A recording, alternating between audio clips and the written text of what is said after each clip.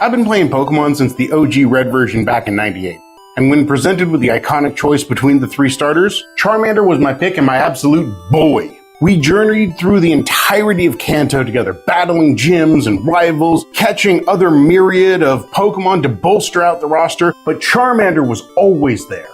Charmander's evolved form, a flaming flying fire-breathing lizard named Charizard, is still easily in my top 10 favorite Mons of all time. Towards the end of the game, there's this optional encounter where you can potentially capture and recruit the legendary Pokemon bird, Moltres. What's interesting about this opportunity for those who chose Char to start their journey is that from a mechanical perspective, Moltres was a strict upgrade over Charizard back in Gen 1. They have the exact same fire-flying typing, the same usable move pool, probably a comparable level depending on how long it took you to get to Victory Road, but Moltres has the overall higher relevant stats, so the Firebird should eclipse Charizard instantly for the party slot. Not a chance, never in a million years would I dream of boxing my boy over some twerpy flaming chicken. And I've also since confirmed with other Zard lovers that they felt the exact same way. The mythic KFC bucket goes in the PC, and Charbro stays on the team. No questions asked. But then I had a little think. What if Charizard wasn't a bro, but existed merely as a tool? Imagine if Pokemon was any other fantasy JRPG of the era, and instead of capturing Pokemon to battle with on your team, there was a feature in battles with mobs or certain bosses where you could, draw their essence. And that would be converted into an armor, and that could have up to 2 different elemental types with 4 different attacks on it. They all had different stats and levels, blah, blah, blah, blah, blah, blah, blah, blah, blah. You get the idea. It's the same system under the hood, just no pocket monster art or lore. Now let's imagine our Moltres encounter again, but in this new system. In this game, you've had your basic fire armor since the start of your Odyssey. You've leveled it up until it became winged flaming armor with better stats and stronger attacks. But now you've drawn the essence from this boss that will unlock legendary flying fire armor. And here, the emotion totally flips. The default player experience becomes, yeet this starter trash, I'm rocking the legendary armor that's literally better in every way. This is a phenomenon I like to call simply weapon bonding. And while it might have been unintentional on Game Freak's part, it also might have just been the thing that led to them becoming the largest multimedia franchise in the entire world.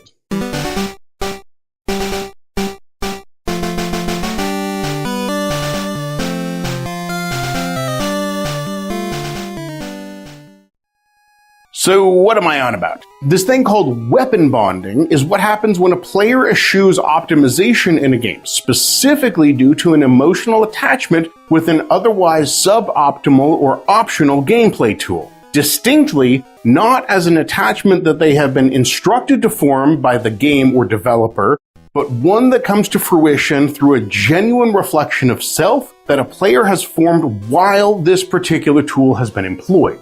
It's the difference between a weapon being strategically useful versus emotionally meaningful, and interestingly, weapon bonding tends to show up when 3 specific conditions are met. First is persistence. The tool sticks with you over a long period of time instead of being constantly replaced. You see it again and again across multiple encounters until it becomes not just familiar, but familial. Second, investment. The tool improves alongside you. Maybe you level it up, customize it, or simply rely on it through various repeated challenges. Either way, the longer you use it, the more that it feels like it's yours. And third is choice. The player must be able to choose the tool over other options. If there's only one solution, it's not really an attachment over optimization, it's just necessity. But if the players could use something else and still comes back to that same tool anyway, that's where the bonding really cements. And once that bond forms, optimization starts to matter a little bit less. Players don't just use what's best, they use what feels right, which is why Charizard stays on the team. But it's not just in Pokemon, and I think by exploring where else we can find these 3 elements of weapon bonding, it might help to elucidate not just what it is, but just how much of a potent component of design it has the potential to be. As mentioned before, the first ingredients in weapon bonding is persistence. For players to bond with the tool, it has to actually stick around long enough for them to bond with it. You can see this difference especially clearly in the difference between loadout-based competitive shooters like Call of Duty Modern Warfare 2 and your run-and-gun looter shooters such as PlayerUnknown's Battlegrounds or Fortnite. In a Modern Warfare 2 game, players build custom loadouts that persist across multiple matches. You pick your weapon, unlock its attachments, perks, and gear, tweak your setup, and then bring your chosen configuration into every fight. Match after match, you're using that gun in slightly different situations, learning its quirks, capitalizing on its strengths, and mitigating its weaknesses. Pretty soon that's not a P90, it's my P90. The one that's blinged out with rapid fire and extended mags that give you a hidden buff of slightly increased sprint time. Compare that to a battle royale like Fortnite, where weapons are intentionally disposable.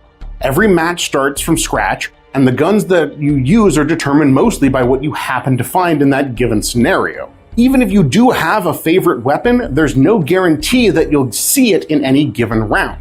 And even if you do see it, it is a guarantee that you'll lose it again as soon as the match ends. And because those weapons don't persist, neither does the attachment to them. They are tools in the purest sense, useful in a moment-to-moment gameplay, but easily replaced. You might prefer one gun over another, but rarely are you loyal to it because the game never lets it become a part of your long-term identity as a player. Persistence is what transforms a tool from something you use to something that you rely on. And once that reliance sets in, the player starts to have loyalty to what that weapon has done for them in the past, not just on how optimal it is from a metagame perspective.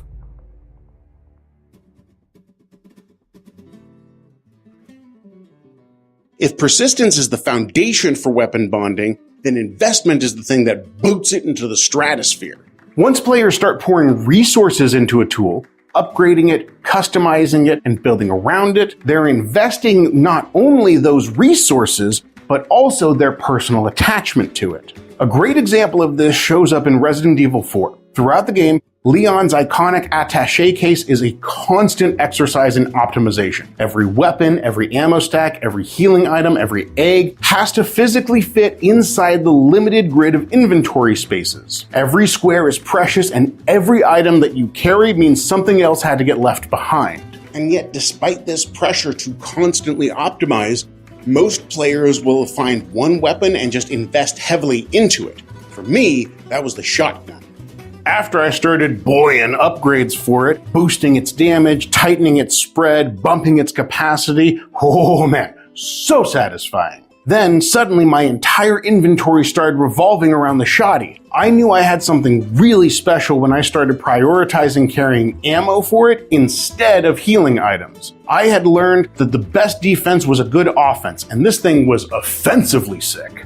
Then when that shotgun finally upgrades into the compact and devastating striker, it ain't just a stat increase, it's an evolution. A mega evolution. The final form of the relationship you've been building towards the entire game. One of the most interesting micro decisions that you make throughout RE4 is the infrequent but tantalizing single-use rocket launchers scattered throughout your journey. They basically just delete any one problem that you have, including most bosses, but they're also a huge inventory hog. So when you reach the point of confidence in your chosen weapon, that you're willing to leave an RPG behind to hang on to that always scarce and precious ammunition, you know that you have invested not just cash, but trust into this piece of hardware. And that's usually the only thing between you and the Almighty.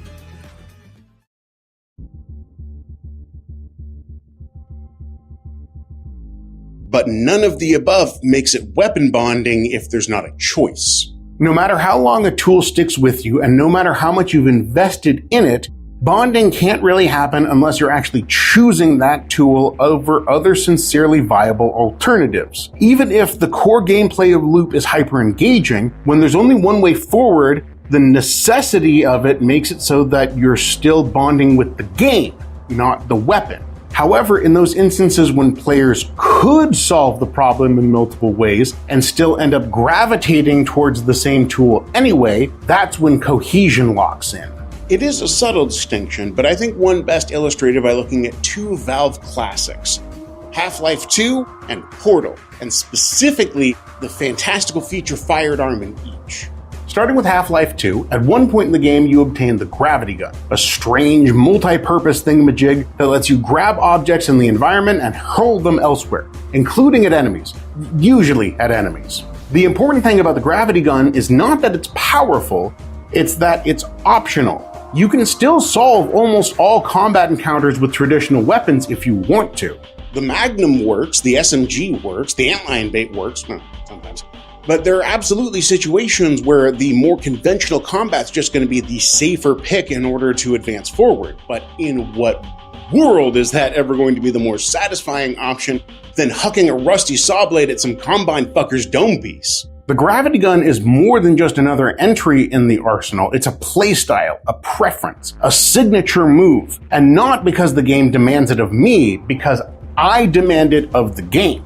Compare that to Portal, where the titular portal gun is just as iconic, but is the only way to interact with the world. Every single puzzle is built around it. Every single solution depends on it. You don't choose the portal gun over something else. There is nothing else. And because of that, the portal gun never feels quite as personal in the same way. It's memorable, sure, it's clever, it's essential, but it's never really yours. Just look at the majority of the memes that came out in the wake of Portal. GLaDOS, The Cake is Alive, the hilariously polite murder bots. None of those would have gained mimetic virality if not for the portal gun facilitating such a fun game. But said Ingress dispenser itself? Merely the backbone upon which other means of personal expression are built, which highlights the important part of weapon bonding. Players don't bond with tools just because they're useful or powerful or even because they're iconic. They bond with a tool because those represent a choice, a path that they chose to pursue because they wanted to. And once a player makes that choice consistently, it stops being a tool and starts becoming a statement.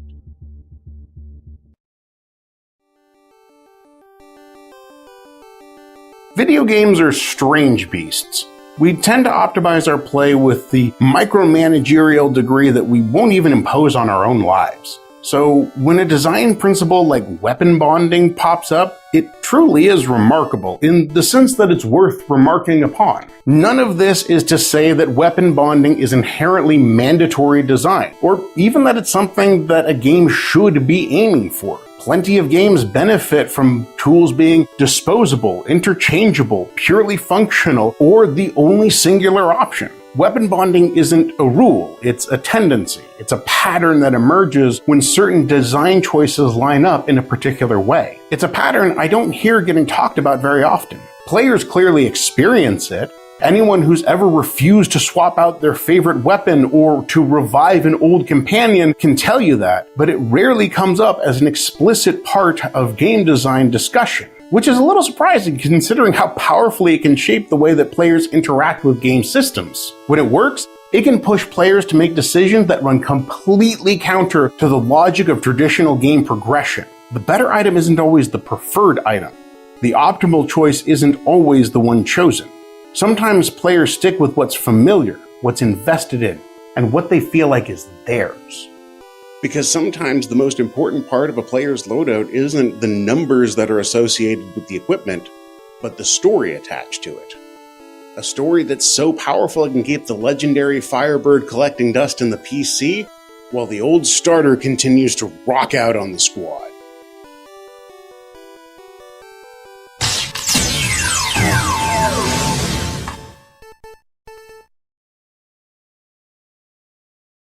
Okay, so I guess I technically qualify as being a PokeTuber now, which means that I'm contractually obligated to have to give my top 10 list of favorite Pokemon of all time.